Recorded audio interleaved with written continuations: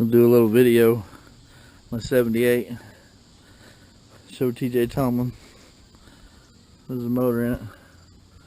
All looks good. It's a new motor.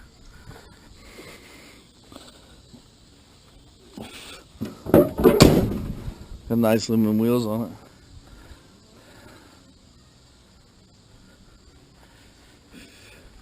it. Interior still got to be finished.